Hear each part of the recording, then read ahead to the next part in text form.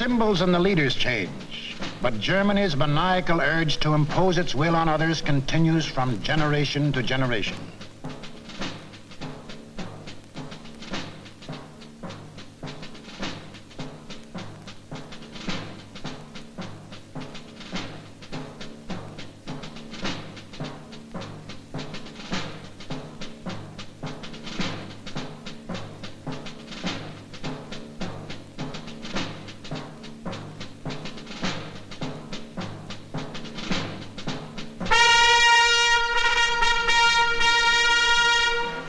In the last 75 years, this madness has cost the world more than 20 million killed, more than 60 million wounded, more than 200 million made homeless. This does not include the untold millions that died of disease resulting from war, or the billions upon billions of dollars worth of property destroyed. Nor does this include the grief, the anguish, the misery, the terror that the world has suffered, due to the Germans' insane passion to enforce their rule upon their neighbors. This passion for conquest reached its hysterical climax when Adolf Hitler enthroned himself as God and the German Führer.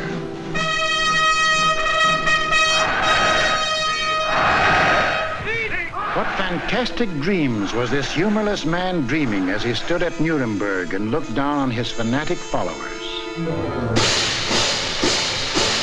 In the Middle Ages, a plague of slavery descended on the world.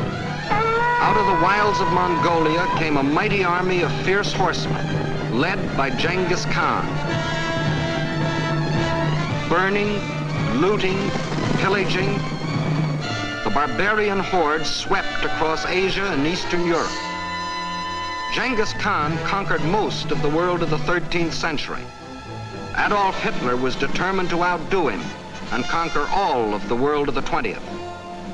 Set up at Munich was an institute devoted to the little-known science of geopolitics, vaguely defined as the military control of space. Germany's leading geopolitician, a former general, Karl Haushofer, was head man. Here was gathered together more information about your hometown than you yourself know. To the German geopolitician, the world is not made up of men and women and children who live and love and dream of better things. It is made up of only two elements, labor and raw materials.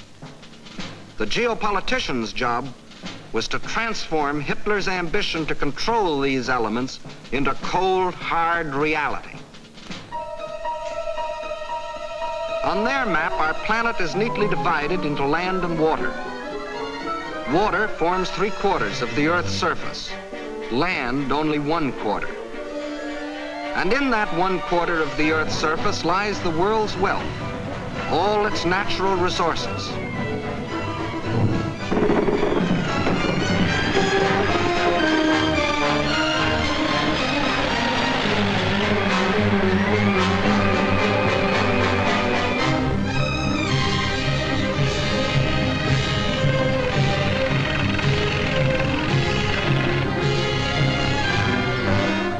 The world's manpower.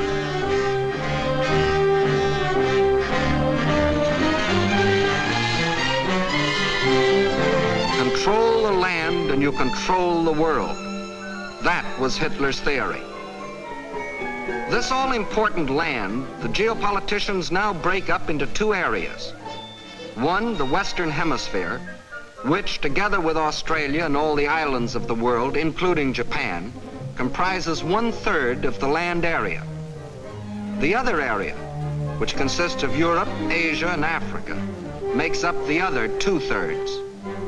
This supercontinent, which they call the World Island, is not only twice as large as the rest of the land area, but also includes 7/8 of the world's population.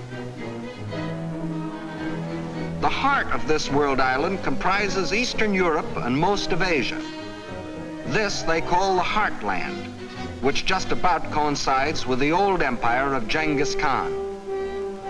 Hitler's step-by-step plan for world conquest can be summarized this way. Conquer Eastern Europe, and you dominate the heartland. Conquer the heartland, and you dominate the world island. Conquer the world island, and you dominate the world. That was the dream in Hitler's mind as he stood at Nuremberg. Hitler, Sieg Heil! Sieg Heil! With pagan pageantry, the district leaders from all over Germany swore personal allegiance to him, hypnotized with the belief that they were members of a master race. This film will deal with Act One of the Nazi bid for world power, the most fantastic play in all recorded history. Hitler had seen Hirohito grab off Manchuria and other territory from the Chinese. He had watched Mussolini get away with the rape of Ethiopia. He had seen the democratic world look the other way while these illegal aggressions were going on. And he smiled. For collective action to enforce peace, the only weapon he had to fear, had broken down. It was time now for the Nazis to start crossing borders. It was time for Hitler to put his plan into action. And what was he waiting for? He was waiting to soften up his victims, keep them from uniting.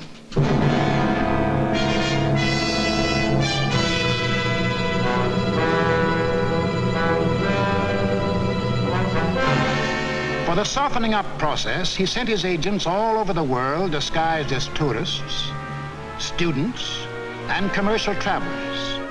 Payoff men like Ribbentrop came too, to bribe, threaten, and form local fascist parties such as de Grelle and his Rexist party in Belgium, such as Larocque and his Cross of Fire party in France, Henlein in Czechoslovakia, Seyss-Inquart and his National Socialists in Austria.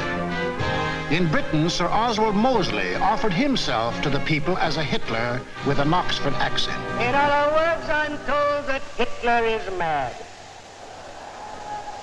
Well, I've got another view myself. Until the day when they would make easy Hitler's actual invasion, these subversive fascist organizations provoked riots and rebellions, creating scenes like these in France.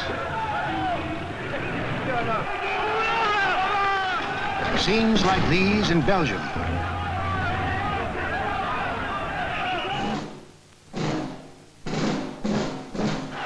And where do you think this is? Right in Madison Square Garden, USA. And this is Fritz Kuhn, leader of the German-American Bund, hiding behind the American flag, but taking his orders from Berlin and copying the methods of Berlin. That was the softening up process outside Germany. But inside Germany, it was a different story. Here, in utmost secrecy, the hardening up process, building up Hitler's army and his industry. Tell the world we have no raw materials and never let them see what goes on. Day after day, night after night, month after month, year after year, we must have the world's most powerful club. Forget ours, forget working conditions, forget how to think. Forge the club of blood and iron. Let the democracies talk about freedom. No freedom here, no labor unions, no overtime. The Führer tells you where to work, when to work, how long to work, how much your work is worth. Forge the club of blood and iron. We have a sacred mission. Today we rule Germany. Tomorrow, the world.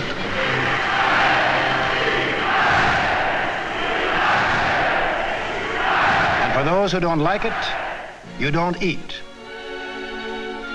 Or you disappear into a concentration camp. Or you get this. And this is the man who gives it to you.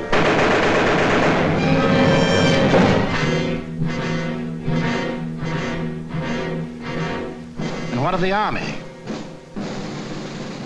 Before Hitler came into power, the German army by treaty was limited to 100,000 men. But treaties to the Germans have always been something to ignore. These 100,000 men were, in reality, 100,000 highly trained officers, the men who lead the Nazi regiments today. But Hitler didn't merely ignore the treaty. He tore it up, and in 1935 ordered national conscription. Simultaneously, he ordered German youth to become air-minded. Toy gliders filled the air. But as the boys grew bigger, so did the gliders. Soon these same youths were trained pilots, flying the new planes the factories were producing. The Luftwaffe was being assembled.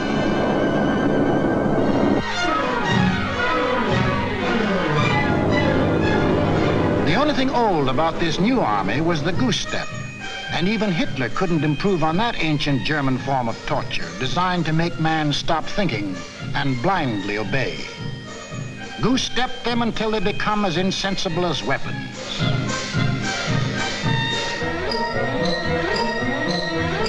Everything else was new.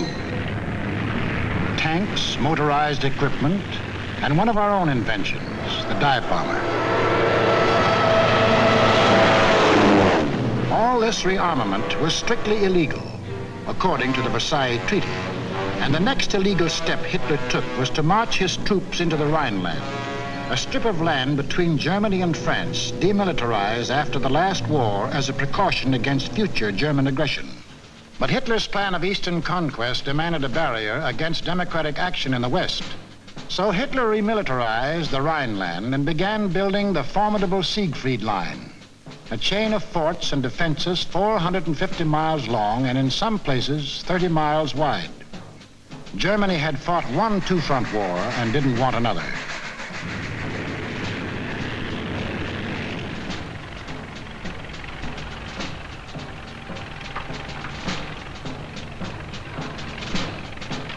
As many as 500,000 men worked as much as 20 hours a day to build 22,000 fortified positions on land, where, by treaty, no German soldier was supposed to set foot.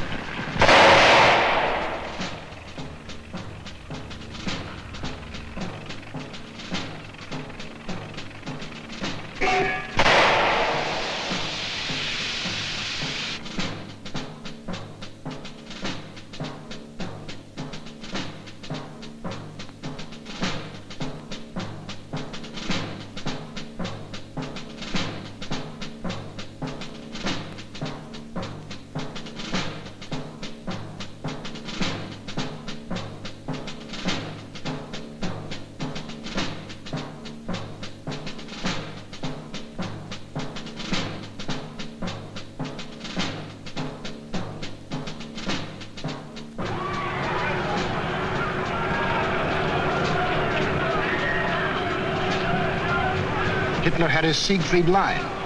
He had his equipment. He had his army. Now to unveil the German might and terrorize his intended victims into submission.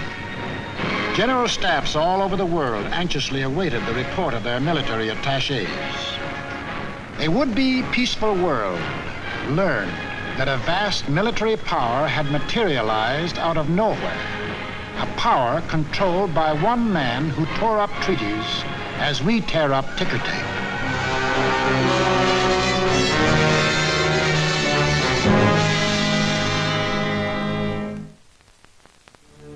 Satisfied they had created the right sense of fear in the world, the Nazi leaders were now ready to strike. The hour had come. It was time to start conquering Eastern Europe, according to the plan of Hitler's geopoliticians. It was time to win the domination of the heartland. Who would the first victim be? Naturally, the softest, Austria. Bite off just enough not to set the world against you. On March the 12th, 1938, without warning, the German armies marched over the Austrian border. It was really only a full-scale invasion test, and Hitler rode in triumph into Vienna. Even the very name of Austria disappeared from the map, though Hitler had promised earlier to the world. The assertion that it is the intention of the German Reich to coerce the Austrian state is absurd. Why was Austria important to Hitler? It put him on the southern flank of Czechoslovakia, and Czechoslovakia was the key to the control of Eastern Europe.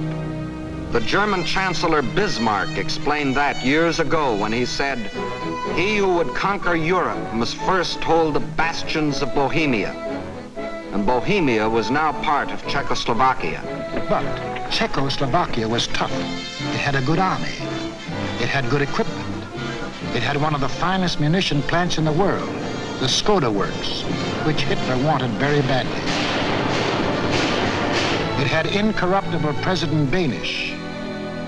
It had a military alliance with France, and France had a military alliance with Britain. Hitler had to move carefully,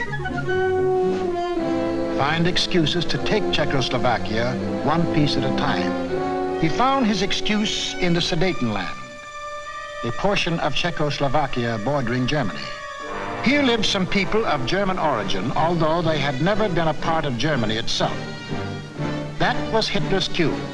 Dem deutschen Volk eine neue Idee zu geben.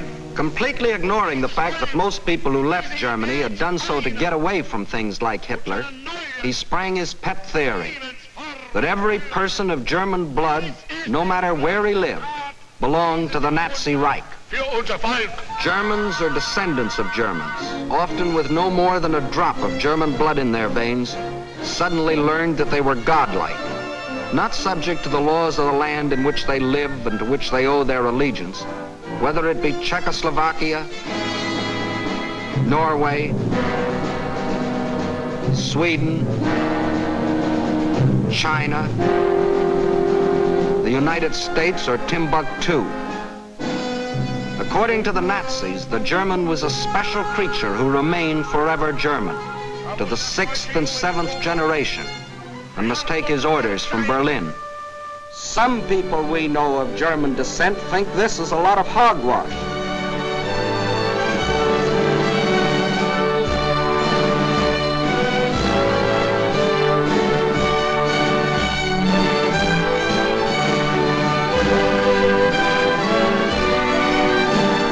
Including 15% of any group like this.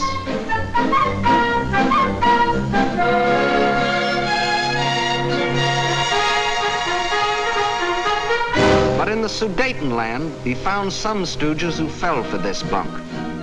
Konrad Henlein was their Bush League Führer. The people of the Sudetenland were told they should be liberated.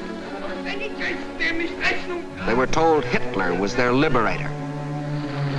The Nazis smuggled over their standard softening up equipment, blackjacks. And when the Czechs were beaten up trying to combat his fifth columnists, Hitler screamed the Germans were being persecuted and threatened war unless he got the Sudetenland. It is the last territorial claim I have to make in Europe. I have assured Mr. Chamberlain, and I repeat it here, that when this problem is solved, there is for Germany no further territorial problem in Europe. We want no Czechs. To the League of Nations, Foreign Minister Maxim Litvinov announced that Russia stood ready to back concerted action against Germany. But once again, there was to be no concerted action. The Czechs mobilized and closed their borders. The leaders of France and Britain, desperately striving to avoid war, flew to meet the jubilant Axis leaders at Munich. On September 29th, in return for Hitler's guarantee of world peace, Chamberlain and Daladier prevailed upon Czechoslovakia to give up the Sudetenland without a fight. In Czechoslovakia, the Munich Pact was greeted by riots of protest. But Daladier returned to France to be greeted by cheers from a relieved French people. And in Britain, a happy Chamberlain came back declaring he had achieved peace, peace in our time. One of the most tragic and ironic scenes in all history. This morning, I had another talk with the German Chancellor, Herr Hitler. And here is the paper which bears his name upon it as well as mine. We regard the agreement signed last night and the Anglo-German naval agreement as symbolic of the desire of our two peoples never to go to war with one another again.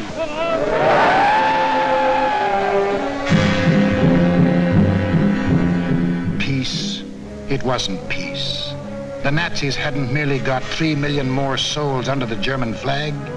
By taking the Sudetenland, they had made Czechoslovakia defenseless.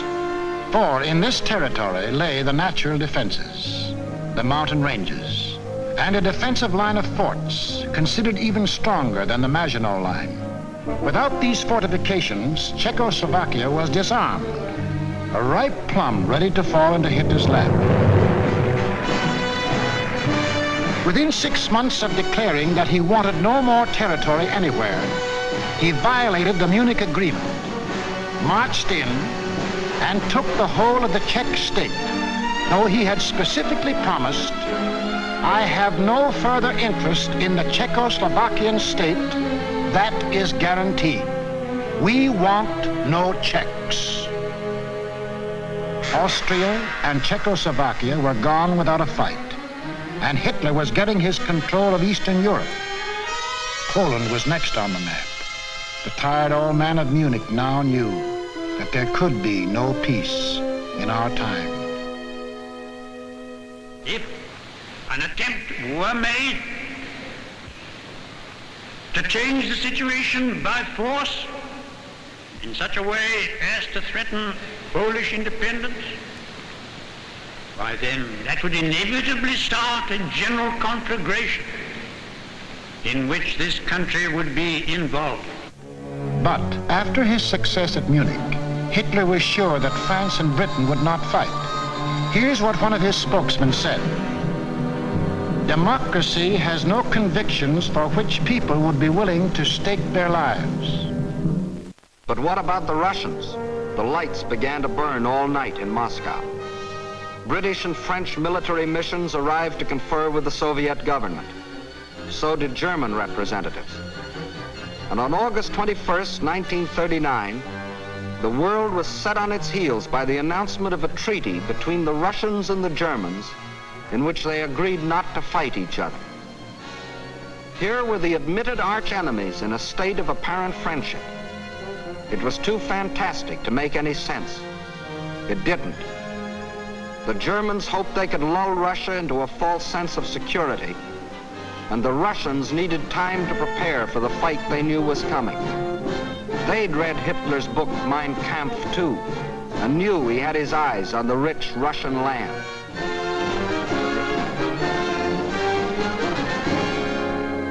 Confident that Russia was safely pigeonholed and that the democracies would not fight, the Nazis started singing their favorite theme song, that all people of German blood belonged to them, and picked Danzig as their excuse for the gobbling up of Poland. Danzig, a free city, self-governing under the League of Nations, was an important seaport at the head of the Polish corridor, Poland's access to the sea. The same old softening up process had gone on here. Local stooges, armed by Germany, began to terrorize the city. Hitler demanded Danzig and the Polish corridor, or else. The people of Poland prepared for the inevitable. Although they knew Britain and France had guaranteed their borders, they also knew those countries were a long way off.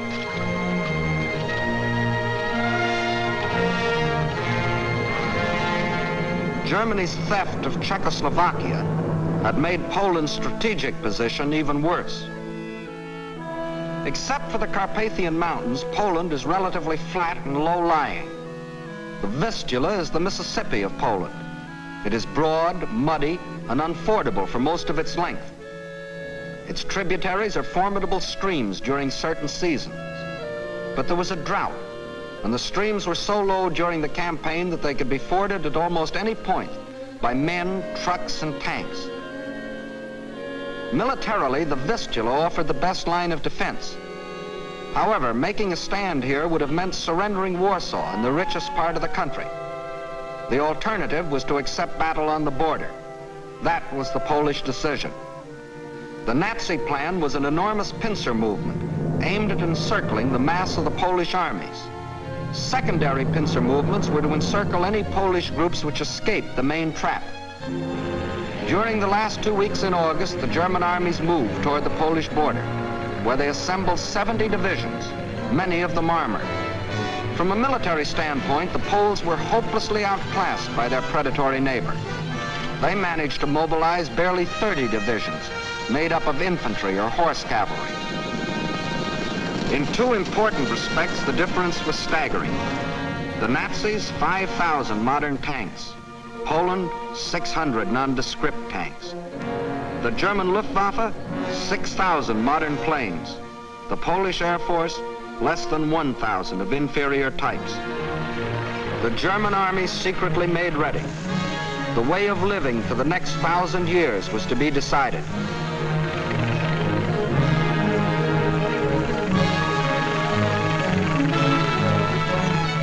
The fire that had begun in Manchuria and spread through China and Ethiopia and Spain would now blaze around the world. This man made that decision. War. Precisely at dawn on September 1st, without warning, the German Wehrmacht rolled over the Polish border.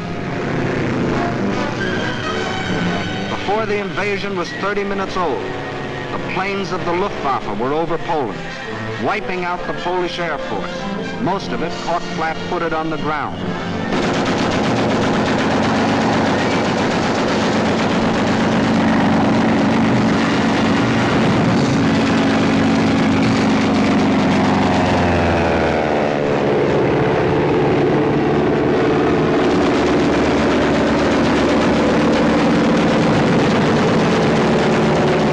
Planes that did get off faced overwhelming odds and were shot out of the sky.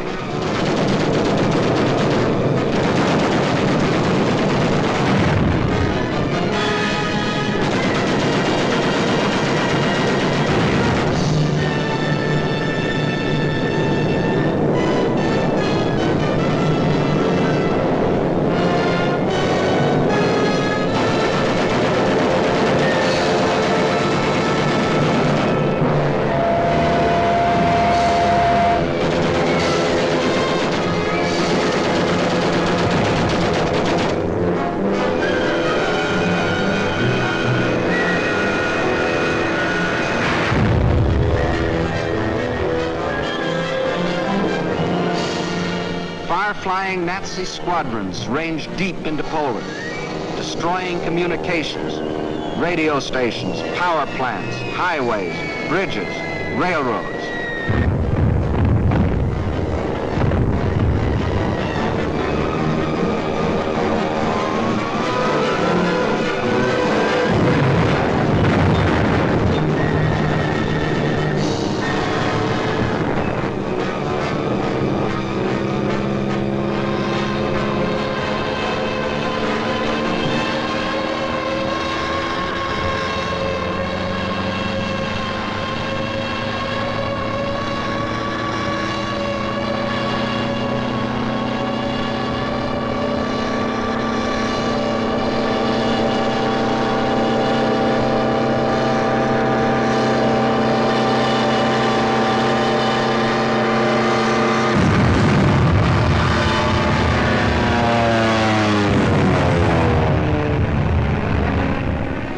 The Polish army was disorganized by the loss of its air force and the disruption of communications. The massed ground units of the Nazi army continued their advance. Occasionally, they unveiled a new technique or item of equipment. For example, advanced units of the German Fourth Army crossed the Vistula in a new type of storm boat. By By September the 5th, the Polish retreat developed alarming tendencies. The powerful German 10th Army, which was to form the southern claw of the great Nazi pincers, was advancing with its 5 armored divisions on either flank. On September 6th, the opposing Poles began splitting into 2 groups, the southern one falling back toward the Vistula. The armored divisions on the German right raced ahead, circling Radom and cutting off this group, which finally surrendered. Meanwhile, further north, the main Polish mass began drifting toward Lodz. The German command, perceiving that this opened the gate toward Warsaw, sent the northern Nazi armored units racing through the gap to the Polish capital. The infantry advanced in forced marches of 35 miles a day, and 2 days later relieved the panzers about Warsaw. The city was now cut off. West of Warsaw, the main Polish armies were encircled. Under terrific pressure on the ground and pounded ceaselessly from the air, they began to disintegrate. They fought on with high personal courage, but without airplanes, without communications, cut off from their general staff, the isolated Polish groups were forced to surrender, one by one. But Warsaw still resisted. The heroic strains of the Polonaise told an incredulous world that the people of Warsaw, led by Mayor Straczynski, had erected a wall of courage around their city, defying Hitler to do his damnedest.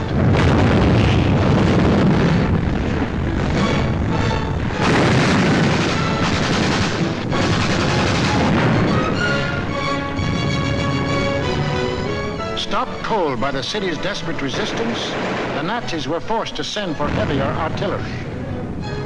The only source of such artillery was Germany's Western Front. With great secrecy, the giant 240mm howitzers were towed at high speed across the highways which Hitler had built for just such purposes and set in position around Warsaw. The huge guns subjected the city to a bombardment of incredible fury. Their fire concentrated on the densely populated residential areas.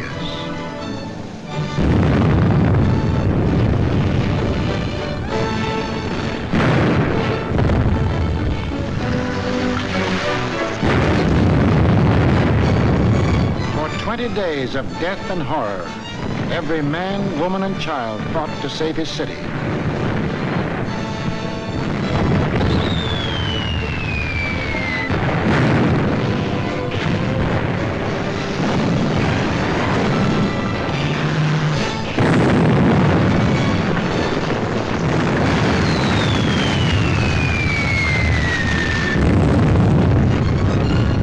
But without food or water, human endurance failed. On September the 27th, the strains of the Polonaise died on the Warsaw radio, and the Polish capital was forced to capitulate.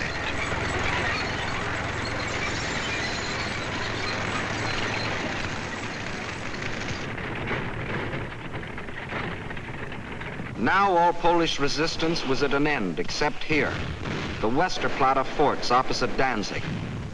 This small island of stubborn defiance had stood up under the fire of German warships from the first day. Its guns silenced, its forts shattered, it still refused to surrender, even under point-blank fire at 800 yards range. It was an exhibition of Polish valor that will go down in history, but militarily it could not avail. On October the 1st, the garrison at last surrendered. Surrendered to face the fate of these men, Polish prisoners being marched off to Nazi prison camps, an eventual extermination. For the Nazi master race theory calls for the complete wiping out of so-called inferior races. And in village after village, local Judases point out loyal Polish neighbors.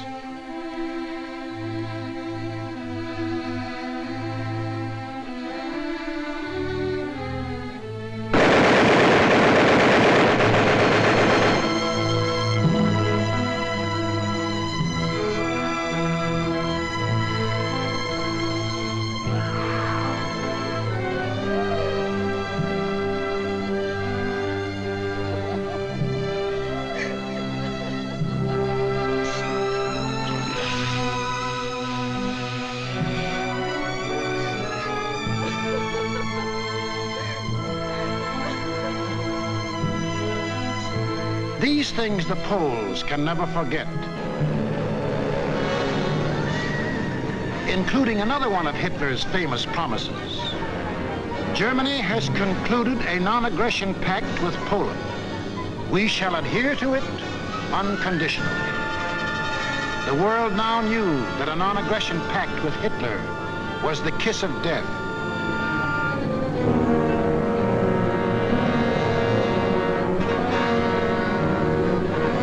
Poland was completely destroyed. Completely? Not quite.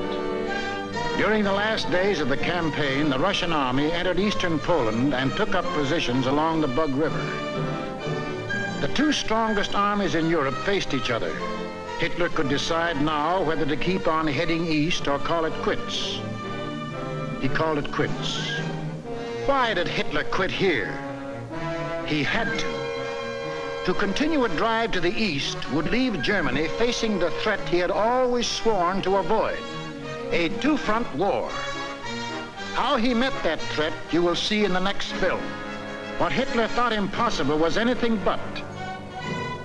The day after Hitler crossed the Polish border, France called up her reservists. Within 24 hours, British planes had bombed German warships in the Kiel Canal.